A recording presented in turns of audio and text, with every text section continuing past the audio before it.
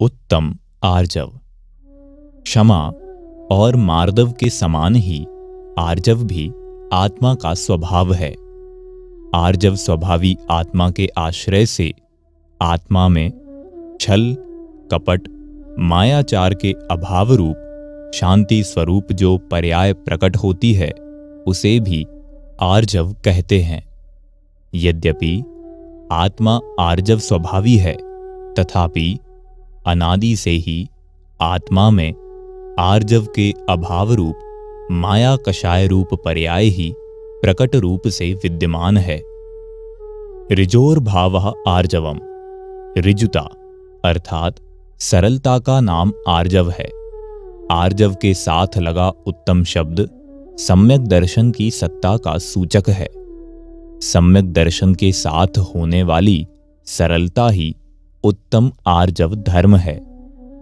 उत्तम आर्जव अर्थात सम्यक दर्शन सहित वीतरागी सरलता। आर्जव धर्म की विरोधी माया कषाय है। माया कषाय के कारण आत्मा में स्वभावगत सरलता न रहकर कुटिलता उत्पन्न हो जाती है। मायाचारी का व्यवहार सहज एवं सरल नहीं होता। वह सोचता कुछ है, बोलता कुछ है और करता कुछ है। उसके मन वचन काय में एक रूपता नहीं रहती। वह अपने कार्य की सिद्धि छल कपट के द्वारा ही करना चाहता है। मायाचारी की प्रवृत्ति का चित्रण पंडित टोडरमल जी ने इस प्रकार किया है। जब इसके माया कषाय उत्पन्न होती है तब छल द्वारा कार्य सिद्ध करने की इच्छा होती है। उसके अर्थ अनेक उपाय सोचता है, नाना प्रकार कपट के वचन कहता है, शरीर की कपट रूप अवस्था करता है, बाह्य वस्तुओं को अन्यथा बतलाता है तथा जिनमें अपना मरण जाने ऐसे भी छल करता है। कपट प्रकट होने पर स्वयं का बहुत बुरा हो, मरणादिक हो, उनको भी नहीं गिनता तथा माया होने पर किसी पूज्य व इष्ट का भी संबंध बने तो उनसे भी छल करता है, कुछ विचार नहीं रहता। यदि छल द्वारा कार्य सिद्धि न हो तो स्वयं बहुत संतापवान होता है, अपने अंगों का घात करता है तथा विष आदि से मर जाता है। ऐसी अवस्था माया होने पर होती है। मायाचारी व्यक्ति अपने सब कार्य मायाचार से ही सिद्ध करना चाहता है। वह यह नहीं समझता कि काठ की हांडी दो बार नहीं चढ़ती। एक बार मायाचार प्रकट हो जाने पर जीवन भर को विश्वास उठ जाता है। धोखाधड़ी से कभी कभी और किसी किसी को ही ठगा जा सकता है, सदा नहीं और सबको भी नहीं। यहां ध्यान देने योग्य बात यह है कि लौकिक कार्यों की सिद्धि मायाचार से नहीं, पूर्व पुण्योदय से होती है और पारलौकिक कार्य की सिद्धि में पांचों समवायों के साथ पुरुषार्थ प्रधान है। कार्य सिद्धि के लिए कपट का प्रयोग कमजोर व्यक्ति करता है। सबल व्यक्ति को अपनी कार्य सिद्धि के लिए कपट की आवश्यकता ही नहीं पड़ती। उसकी प्रवृत्ति तो अपने जोर के जरिए कार्य सिद्ध करने की रहती है। यह भी बात नहीं कि मायाचार की प्रवृत्ति मात्र किसी को ठगने के लिए ही की जाती हो। कुछ लोग मनोरंजन के लिए या आदतवश भी ऐसा करते हैं। उन लोगों को यहाँ की वहां भिड़ाने में कुछ आनंद सा आता है। ऐसे लोग अपने छोटे से छोटे मनोरंजन के लिए दूसरों को बड़े से बड़े संकट में डालने से नहीं चूकते। आजकल सभ्यता के नाम पर भी बहुत सा मायाचार चलता है। बिना लाग लपेट के कही गई सच्ची बात तो लोग सुनना भी पसंद नहीं करते। यह भी एक कारण है कि लोग अपने भाव सीधे रूप में प्रकट न कर टेढ़े टेढ़े रूप में व्यक्त करते हैं। सभ्यता के विकास ने आदमी को बहुत कुछ मिठ बोला बना दिया है। आज के आदमी के लिए ऊपर से चिकनी चुपड़ी बातें करना और अंदर से काट करना एक साधारण सी बात हो गई है। वह यह नहीं समझता कि यह मायाचारी दूसरों के लिए ही नहीं, स्वयं के लिए भी बहुत खतरनाक साबित हो सकती है। उसके सुख चैन को भंग कर सकती है। भंग क्या कर सकती है, किए रहती है। मायाचारी सदा सशंक बना रहता है, क्योंकि उसने जो दुरंगी नीति चलाई है उसके प्रकट हो जाने का भय उसे सदा बना रहता है। छल कभी ना कभी प्रकट होता ही है। उसकी गुप्तता बनाए रखना अपने आप में असंभव नहीं तो कठिन काम अवश्य है। वह सदा उसी में उलझा रहता है। वह हमेशा भयाक्रांत भी बना रहता है। उसे यह भय सदा बना रहता है कि कपट खुल जाने पर उसकी बहुत बुरी हालत होगी, वह महान कष्ट में पड़ जाएगा। बलवानों के साथ किया गया कपट व्यवहार खुलने पर बहुत खतरनाक साबित होता है। खतरा तो कपट खुलने पर होता है, पर खतरे की आशंका से कपटी सदा ही भयाक्रांत रहता है। सशंकित और भयाक्रांत व्यक्ति कभी भी निराकुल नहीं हो सकता। उसका चित्त निरंतर आकुल व्याकुल और अशांत रहता है। अशांत चित्त व्यक्ति कोई भी कार्य सही रूप में एवं सफलतापूर्वक नहीं कर सकता है। फिर धर्म की साधना और आत्मा की आराधना तो बहुत दूर की बातें हैं। मायाचारी व्यक्ति का कोई विश्वास नहीं करता, यहां तक कि माता पिता, भाई बहन, पत्नी पुत्र का भी उस पर से विश्वास उठ जाता है। यही कारण है कि माया कषाय का वर्णन करते हुए श्री शुभचंद्राचार्य ने ज्ञानार्णव के 19वें सर्ग में लिखा है, जन्म भूमिर विद्यानाम कीर्तेरवास मंदिरम पाप पंक महागर्तो निकृति कीर्तिता बुधहि अर्गले वाप वर्गस्य पदवी श्वभ्रवेश्मनः शीलशाल वने वहनिर मायेयमवगम्यताम।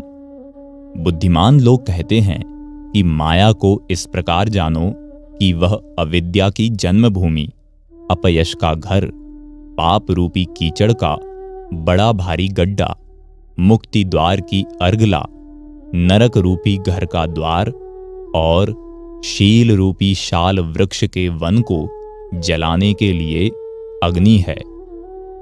माया कषाय के अभाव का नाम ही आर्जव धर्म है। आर्जव धर्म और माया कषाय की चर्चा जब भी चलती है तब उसे मन वचन काय के माध्यम से ही समझाया जाता है। कहा जाता है कि मन वचन और काय की एक रूपता ही आर्जव धर्म है और इनकी विरूपता ही आर्जव धर्म की विरोधी माया कषाय है। यह उपदेश भी दिया जाता है कि जैसा मन में हो वैसा ही वाणी से कहना चाहिए तथा जैसा बोला हो वैसा ही करना चाहिए। इसे ही आर्जव धर्म बताया जाता है तथा मन में और वचन में और करे कुछ और यह माया है, ऐसा कहा जाता है। मन वचन काय की इस विरूपता को ही वक्रता, कुटिलता आदि नामों से भी अभिहित किया जाता है। किंतु यह सब स्थूल कथन है। सूक्ष्मता से विचार करने पर इस संदर्भ में कई प्रश्न खड़े हो जाते हैं। आर्जव धर्म और माया कषाय की उक्त परिभाषाएं स्वीकार करने पर आर्जव धर्म और माया कषाय की उपस्थिति मन, वचन, काय वालों के ही मानना होगी, क्योंकि मन, वचन, काय की एक रूपता या विरूपता मन, वचन, काय वालों के ही संभव है। जिनके मन वचन काय ही नहीं उनके नहीं। मन वचन काय के अभाव में उनमें एक रूपता या विरूपता का प्रश्न ही नहीं उठता। सिद्धों के मन वचन काय का अभाव है, अतः उक्त परिभाषा के अनुसार उनके आर्जव धर्म संभव नहीं है, जबकि उनके आर्जव धर्म होता है। उनमें आर्जव धर्म की सत्ता शास्त्र सम्मत तो है ही, युक्ति संगत भी है। उत्तम, क्षमा, मार्दव, आर्जव आदि आत्मा के धर्म हैं एवं वे आत्मा की स्वभाव पर्याय भी हैं। उनका संपूर्ण धर्मों एवं संपूर्ण स्वभाव पर्यायों से युक्त सिद्ध जीवों में पाया जाना अवश्यम भावी है, क्योंकि संपूर्ण शुद्धता का नाम ही सिद्ध पर्याय है। इसी प्रकार जिनके मन और वाणी नहीं है, ऐसे एक इंद्रिय जीवों के माया कषाय मानना संभव न होगा, क्योंकि जिनके अकेली काया है, मन और वचन है ही नहीं, उनके मन वचन काय की विरूपता अर्थात मन में और वचन में और करे कुछ और वाली बात कैसे घटित होगी। एक दुकान पर 3 विक्रेता हैं।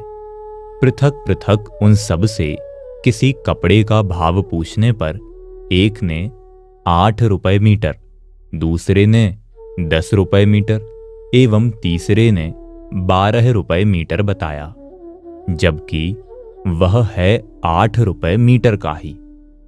उक्त स्थिति में तीनों की बातों में विरूपता होने से वे अप्रामाणिक कहे जावेंगे। आप कहेंगे, क्या लूट मचा रखी है, जितने आदमी उतने भाव। पर यदि एक ही विक्रेता हो और वह 8 रुपए मीटर के कपड़े को 12 रुपए मीटर बतावे, तो क्या वह प्रामाणिक हो जावेगा? नहीं, कदापि नहीं। परंतु एक ही विक्रेता होने से विरूपता दिखाई नहीं देगी। एक में विरूपता कैसी? विरूपता तो अनेक में ही संभव है।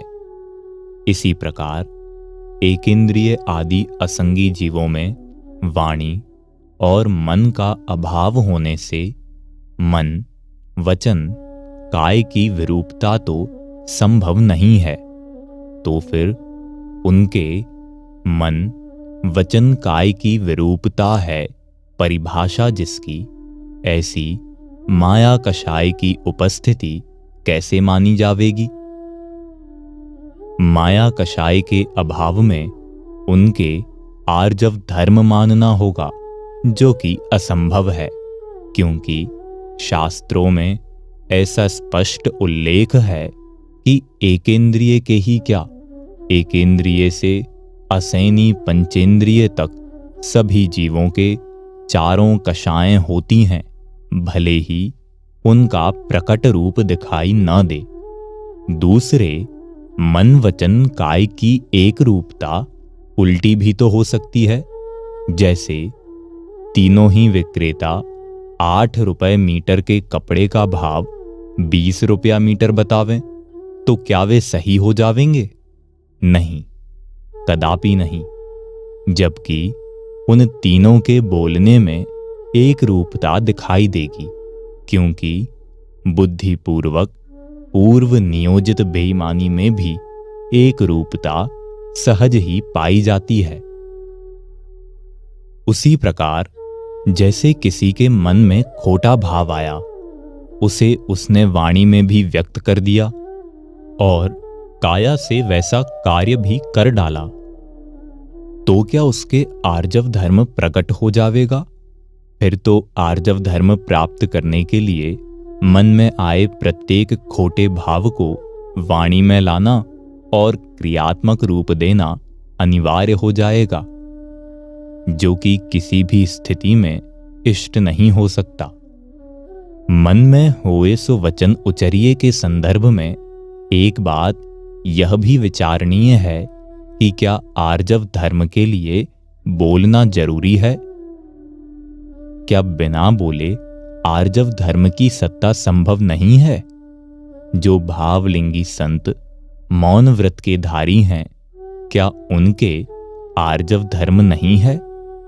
बाहुबली दीक्षा लेने के बाद 1 वर्ष तक ध्यानस्थ खड़े रहे, कुछ बोले ही नहीं, तो क्या उनके आर्जव धर्म नहीं था? था, अवश्य था। तो फिर आर्जव धर्म होने के लिए बोलना जरूरी नहीं रहा। यदि जैसा मन में हो वैसा ही बोल दें तो क्या आर्जव धर्म हो जाएगा?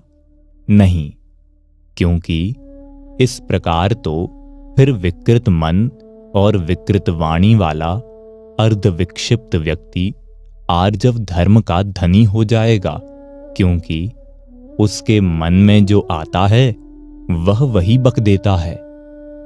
जिस प्रकार बोलने के संबंध में यहां स्पष्ट किया गया है, उसी प्रकार करने के संबंध में भी समझ लेना चाहिए। आर्जव धर्म और माया कषाय ये दोनों ही जीव के भाव हैं एवं मन, वचन, काय, पुद्गल की अवस्थाएं हैं। जीव और पुद्गल दोनों जुदे जुदे द्रव्य हैं और उनकी परिणतियां भी भिन्न भिन्न हैं। आर्जव धर्म आत्मा का स्वभाव एवं स्वभाव भाव है तथा माया कषाय आत्मा का विभाव भाव है। स्वभाव और स्वभाव भाव होने के लिए तो पर की आवश्यकता का प्रश्न ही नहीं उठता। विभाव भाव में भी पर निमित्त मात्र ही होता है। निमित्त भी कर्मोदय तथा अन्य बाह्य पदार्थ होंगे, मन वचन काय नहीं। अतः मन वचन काय से आर्जव धर्म और माया कषाय के उत्पन्न होने का प्रश्न ही नहीं उठता। यद्यपि यह सत्य है कि आर्जव धर्म के होने के लिए मन वचन काय की आवश्यकता नहीं, क्योंकि मन वचन काय रहित सिद्धों के वह विद्यमान है। इसी प्रकार माया कषाय की उपस्थिति के लिए भी तीनों की अनिवार्य उपस्थिति आवश्यक नहीं, क्योंकि एकेंद्रिय के अकेली काया है, फिर भी उसके माया पाई जाती है, जैसा कि पहले सिद्ध किया जा चुका है। तथापि समझने समझाने के लिए इनकी उपयोगिता है, क्योंकि इनके बिना हमारे पास माया कषाय और आर्जव धर्म को समझने समझाने के लिए कोई दूसरा साधन नहीं है। यही कारण है कि इन्हें मन, वचन, काय के माध्यम से समझा समझाया जाता है।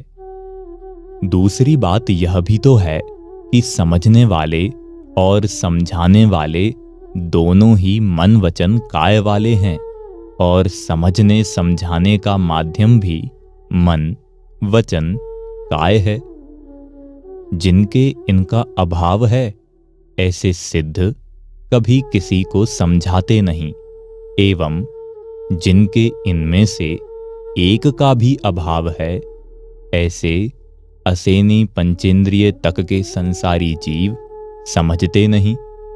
विशेषकर मनुष्य जाति में ही इनकी चर्चा चलती है, तथा मनुष्य का मायाचार प्रायः मन, वचन, काय की विरूपता में तथा आर्जव धर्म इनकी एक रूपता में प्रकट होता देखा जाता है। अतः आर्जव धर्म एवं माया कषाय को मन, वचन, काय के माध्यम से समझा समझाया जाता है। मन, वचन, काय के माध्यम से मायाचार एवं आर्जव धर्म होते नहीं, प्रकट होते हैं। समझने समझाने के लिए प्रकट होना अधिक महत्वपूर्ण है, क्योंकि प्रकट वस्तु को समझना समझाना जितना आसान है, उतना अप्रकट को नहीं। एक इंद्रिय के मन और वचन का अभाव होने से उसके माया कषाय अप्रकट रहती है, अतः उसमें माया कषाय की उपस्थिति आगम से ही जानी जाती है। उसे युक्ति से सिद्ध करना संभव नहीं। इसी प्रकार सिद्धों में आर्जव धर्म भी आगम सिद्ध ही है, युक्तियों से सिद्ध करना कठिन है। जो युक्तियां दी जावेंगी अंततः वे सब आगम आश्रित ही होंगी। यद्यपि उक्त कारणों के कारण समझने समझाने में मन, वचन, काय के माध्यम का प्रयोग किया जाता है, तथापि समझने समझाने की इस पद्धति के कारण कोई यदि यही मान ले कि माया कषाय एवं आर्जव धर्म के लिए मन, वचन, काय आवश्यक हैं, तो उसका मानना सही ना होगा। यद्यपि मन, वचन, काय की विरूपता नियम से मायाचारी के ही होगी, तथा जितने अंश में आर्जव धर्म प्रकट होगा उतने अंश में तीनों की एक रूपता भी होगी ही, तथापि माया कषाय और आर्जव धर्म इन तक ही सीमित नहीं, और भी है, यहाँ यही बताना है। निष्कर्ष के रूप में कहा जा सकता है कि मन, वचन, काय के माध्यम से आर्जव धर्म और माया कषाय को समझने समझाने का मूल कारण यह है कि मन, वचन, काय वालों की माया कषाय और आर्जव धर्म प्रायः मन, वचन, काय के माध्यम से ही प्रकट होते हैं। यदि ऐसी बात है फिर तो यह बात ठीक ही है कि मन में होए सो वचन उचरिए, वचन होए सो तन सो करिए। हाँ, ठीक है, पर किनके लिए इसका भी विचार किया या नहीं? यह बात उनके लिए है जिनका मन इतना पवित्र हो गया है कि जो बात उनके मन में आई, यदि वह वाणी में भी आ जाए तो फूलों की वर्षा हो, और यदि उसे कार्यान्वित कर दिया जाए तो जगत निहाल हो जावे। यह बात उनके लिए नहीं जिनका मन पापों से भरा है, जिनके मन में निरंतर खोटे भाव ही आया करते हैं। हिंसा, झूठ, चोरी, कुशील और परिग्रह का ही चिंतन जिनके सदा चलता रहता है। यदि उन्होंने भी यही बात अपना ली तो मन के समान उनकी वाणी भी अपावन हो जावेगी तथा उनका जीवन घोर पापमय हो जावेगा। मन में होए सो वचन उचरिए का आशय मात्र यह है कि मन को इतना पवित्र बनाओ कि उसमें कोई खोटा भाव आवे ही नहीं। जिनके हृदय में निरंतर अपवित्र भाव ही आया करते हैं, उनके लिए तो यही ठीक है कि मन में होए सो मन में रखिए, वचन होए तन सो ना करिए। क्यों? क्योंकि आज लोगों के मन इतने अपवित्र हो गए हैं, उनके मनों में इतनी हिंसा समा गई है कि यदि वह वाणी में फूट पड़े तो जगत में कोलाहल मच जाए, और यदि जीवन में आ जाए तो प्रलय होने में देर ना लगे। इसी प्रकार मन इतना वासनामय और विकृत हो गया है कि यदि मन का विकार वाणी और काया में फूट पड़े तो किसी भी मां बहन की इज्जत सुरक्षित ना रहे। अतः यह ही ठीक है कि जो पाप मन में आ गया उसे वहीं तक सीमित रहने दो, वाणी में ना लाओ। जो वाणी में आ गया उसे क्रियान्वित मत करो। जरा विचार तो करो कि गुस्से में यदि मेरे मुंह से यह निकल जाए कि मैं तुम्हें जान से मार डालूंगा, तो क्या यह उचित होगा कि मैं अपनी बात को कार्य रूप में भी परिणत करूं? नहीं, कदापि नहीं। बल्कि आवश्यक तो यह है कि मैं उस विचार को भी तत्काल त्याग दूं। अतः यही उचित है कि मन वचन काय की एक रूपता अच्छाई में ही हो, बुराई में नहीं। हमें मन वचन काय में एक रूपता लाने के लिए मन को इतना पवित्र बनाना होगा कि उसमें कोई खोटा भाव कभी उत्पन्न ही ना हो, अन्यथा उसकी एक रूपता रखना न तो संभव ही होगा और न हितकर ही। तत्वार्थ सूत्र में उत्तम क्षमा, मार्दव, आर्जव आदि 10 धर्मों की चर्चा गुप्ती, समिति, अनुप्रेक्षा और परिशह जय के साथ की गई है। ये सब मुनि धर्म से संबंधित हैं। अतः आर्जव धर्म की चर्चा भी उन मुनिराजों के संदर्भ में ही हुई है जिनके मन, वचन, काय की दशा निम्नलिखित अनुसार हो रही है। दिन रात आत्मा का चिंतन, मृदु संभाषण में वही कथन, निर्वस्त्र दिगंबर काया से भी प्रकट हो रहा अंतर्मन। वे दिन रात आत्मा का ही चिंतन मनन अनुभवन करते रहते हैं, अतः उनकी वाणी में भी उसकी ही चर्चा निकलती है और चर्चा करते करते वे आत्मानुभवन में समा जाते हैं। उनके मन में अशुभ भाव आते ही नहीं। हमारी स्थिति उनसे भिन्न है, अतः हमें अपने स्तर पर विचार करना जरूरी है।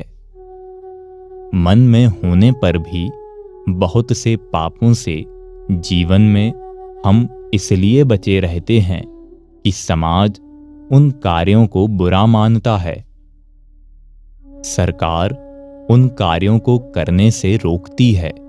कभी कभी हमारा विवेक भी उन कार्यों में हमें प्रवृत्त होने नहीं देता। वाणी को भी हम उक्त कारणों से काफी संयमित रखते हैं। यही कारण है कि जगत के कायिक जीवन में उतनी विकृति नहीं जितनी कि जन जन के मनों में है। मन में होए सो वचन उचरिए, वचन होए सो तनसों करिए का उपदेश मन की विकृतियों को बाहर लाने के लिए नहीं, वरन उन्हें समाप्त कर मन को पावन बनाने के लिए है। यहाँ एक प्रश्न संभव है कि यदि यह बात है तो फिर आप यह क्यों कहते हैं कि मन में होए सो मन में रखिए? इसका भी कारण है, और वह यह कि मन को इतना पवित्र बना लेना इतना आसान नहीं कि यहाँ हमने कहा और वहाँ आपने बना लिया।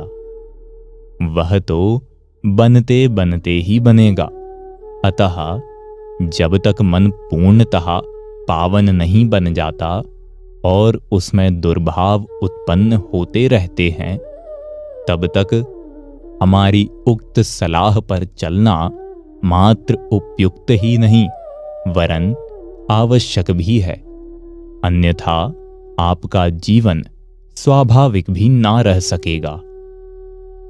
यदि मन को पवित्र बनाए बिना ही आपने मन की बातें वाणी में उगलना आरंभ कर दिया एवं उन्हें कार्य रूप में भी परिणत करने की कोशिश की, तो हो सकता है कि लोग आपको मानसिक चिकित्सालय में प्रवेश दिलाने का प्रयत्न करने लगें।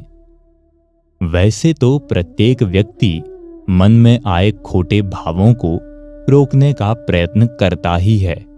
वह चाहता है कि वाणी में खोटा भाव प्रकट ही ना हो, पर कभी कभी जब मन भर जाता है, वह भाव मन में समाता नहीं तो वाणी में फूट पड़ता है। एक बात यह भी है कि जब कोई भाव निरंतर मन में बना रहता है तो फिर वह वाणी में फूटता ही है। मन सदा ही अपावन बना रहे तो आखिर हम उसे वाणी में आने से और जीवन में उतरने से कब तक रोकेंगे? उसको पूरी तरह रोकना संभव भी तो नहीं है। जो जहां से आते हैं वहां की बातें उनके मन में छाई रहती हैं, अतः वे सहज ही वहां की चर्चा करते हैं। यदि कोई आदमी अभी अभी अमेरिका से आया हो तो वह बात बात में अमेरिका की चर्चा करेगा। भोजन करने बैठेगा तो बिना पूछे ही बताएगा कि अमेरिका में इस तरह खाना खाते हैं। चलेगा तो कहेगा कि अमेरिका में इस प्रकार चलते हैं। कुछ बाजार से खरीदेगा तो कहेगा कि अमेरिका में तो यह चीज इस भाव मिलती है आदि। इसी प्रकार सदा आत्मा में विचरण करने वाले मुनिराज और ज्ञानी जन सदा आत्मा की ही बात करते हैं, और विषय कषाय में विचरण करने वाले मोही जन विषय कषाय की ही चर्चा करते हैं। अतः मन में होए सो वचन उचरिए, वचन होए सो तनसों करिए का आशय। जो मन में आवे उसी को बक देना, और जो मुंह से निकल गया वही कर डालना नहीं। वरन यह है कि मनुष्य जीवन में जो करने योग्य है हम उसी को वाणी में लावें, और जो करने योग्य एवं कहने योग्य है हमारे मन में बस वे ही विचार आवें, अन्य कुविचार नहीं। यह बात तो ठीक, पर मूल प्रश्न तो यह है कि मायाचार छोड़ने के लिए मन, वचन, काय की विरूपता, कुटिलता, वक्रता से बचने के लिए तथा आर्जव धर्म प्रकट करने के लिए, अर्थात मन की बात वाणी में लाने से फूलों की वर्षा हो और जीवन में उतारने से जगत निहाल हो जावे, ऐसा पवित्र मन बनाने के लिए क्या करें?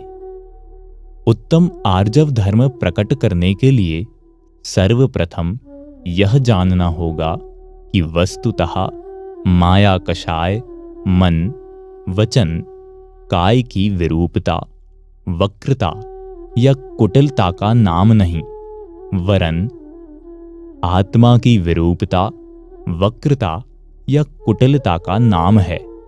मन, वचन, काय के माध्यम से तो वह प्रकट होती है, उत्पन्न तो आत्मा में ही होती है। आत्मा का स्वभाव जैसा है वैसा ना मानकर अन्यथा मानना, अन्यथा ही परिणमन करना चाहना ही अनंत वक्रता है। जो जिसका कर्ता धर्ता हर्ता नहीं है उसे उसका कर्ता धर्ता हर्ता मानना ही अनंत कुटिलता है। रागादि आश्रव भाव दुख रूप एवं दुखों के कारण हैं। उन्हें सुख स्वरूप एवं सुख का कारण मानना, तदरूप परिणमन कर सुख चाहना, संसार में रंच मात्र भी सुख नहीं है फिर भी उसमें सुख मानना एवं तदरूप परिणमन कर सुख चाहना ही वस्तुतः कुटिलता है, वक्रता है। इसी प्रकार वस्तु का स्वरूप जैसा है वैसा न मानकर उसके विरुद्ध मानना एवं वैसा ही परिणमन करना चाहना विरूपता है। यह सब आत्मा की वक्रता है, कुटिलता है एवं विरूपता है। यह वक्रता, कुटिलता, विरूपता तो वस्तु का सही स्वरूप समझने से ही जावेगी। जैसा आत्मा का स्वभाव है उसे वैसा ही जानना, वैसा ही मानना और उसी में तन्मय होकर परिणम जाना ही वीतरागी सरलता है, उत्तम आर्जव है। मुनिराजों के जो उत्तम आर्जव धर्म होता है वह इसी प्रकार का होता है, अर्थात वे आत्मा को वर्णादि और रागादि से भिन्न जानकर उसमें ही समा जाते हैं, वीतरागता रूप परिणम जाते हैं। यही उनका उत्तम आर्जव धर्म है। बोलने और करने में आर्जव धर्म नहीं। आर्जव धर्म की जैसी उत्कृष्ट दशा उनके ध्यान काल में होती है, वैसी उत्कृष्ट दशा बोलते समय या कार्य करते समय नहीं होती। बोलते और अन्य कार्य करते समय भी जो आर्जव धर्म उनके विद्यमान है, वह बोलने करने की क्रिया के कारण नहीं, उस समय आत्मा में विद्यमान सरलता के कारण है। निष्कर्ष के रूप में कहा जा सकता है कि श्रद्धा, ज्ञान और चारित्र का सम्यक एवं एक रूप परिणमन ही आत्मा की एक रूपता है। वही वीतरागी सरलता है और वही वास्तविक उत्तम आर्जव धर्म है। लोक में छल कपट के अभाव रूप मन वचन काय की एक रूपता सरल परिणति को व्यवहार से आर्जव धर्म कहा जाता है। अंतर से बाहर की व्याप्ति होने से जिसके निश्चय उत्तम आर्जव प्रकट होता है, उनका व्यवहार भी नियम से सरल होता है, अर्थात उनके व्यवहार आर्जव भी नियम से होता है। पर जिनके व्यवहार में भी भूमिकानुसार सरलता नहीं, उनके तो निश्चय आर्जव होने का प्रश्न ही नहीं उठता। मन वचन काय में भी वास्तविक एक रूपता आत्मा में उत्पन्न सरलता के परिणाम स्वरूप आती है। मैं मन को पवित्र रखूं, उसमें कोई बुरी बात न आने दूं, इस प्रकार के विकल्पों से आर्जव धर्म प्रकट नहीं होता। वस्तु के सही स्वरूप को जाने माने बिना वीतरागी सरलता रूप आर्जव धर्म प्रकट नहीं किया जा सकता। आर्जव स्वभावी आत्मा के आश्रय से ही मायाचार का अभाव होकर वीतरागी सरलता प्रकट होती है। क्रोध और मान के समान माया भी चार प्रकार की होती है: अनंतानुबंधी माया, अप्रत्याख्यानावरण माया, प्रत्याख्यानावरण माया और संज्वलन माया। अनंतानुबंधी माया का अभाव आत्मानुभवी सम्यक दृष्टि के ही होता है। सम्यक दर्शन प्राप्त किए बिना अनंत प्रयत्न करने पर भी अनंतानुबंधी माया का अभाव नहीं किया जा सकता, तथा जब तक अनंतानुबंधी माया है तब तक नियम से चारों प्रकार की माया कषाएं विद्यमान हैं, क्योंकि सर्वप्रथम अनंतानुबंधी माया का ही अभाव होता है। शास्त्रों में स्पष्ट उल्लेख है कि सम्यक दृष्टि के अनंतानुबंधी कषायों, अणुवृत्ति के अप्रत्याख्यानावरण कषायों, महावृत्ति के प्रत्याख्यानावरण कषायों एवं यथाख्यात चारित्र वालों के संज्वलन कषायों का अभाव होता है। उक्त भूमिकाओं के पूर्व इन कषायों का अभाव संभव नहीं है। इससे सिद्ध होता है कि यदि कषायों का अभाव करना है तो उसका उपाय कषायों की तरफ देखना नहीं और न उन वस्तुओं की ओर देखना ही है जिनके लक्ष्य से ये कषाएं उत्पन्न होती हैं, वरन अकषाय स्वभावी अपनी आत्मा की ओर देखना है। अपनी आत्मा को जानना, मानना और अनुभव करना है। आत्मा में ही जम जाना, रम जाना, समा जाना है। अपने को जानने मानने वाले एवं अपने में ही निमग्न वीतरागी सरलता से संपन्न संतों को नमस्कार करते हुए इस पवित्र भावना के साथ कि जन जन अकषाय स्वभावी आत्मा का आश्रय लेकर उत्तम आर्जव धर्म प्रकट करें, आर्जव धर्म की चर्चा से विराम लेता हूं।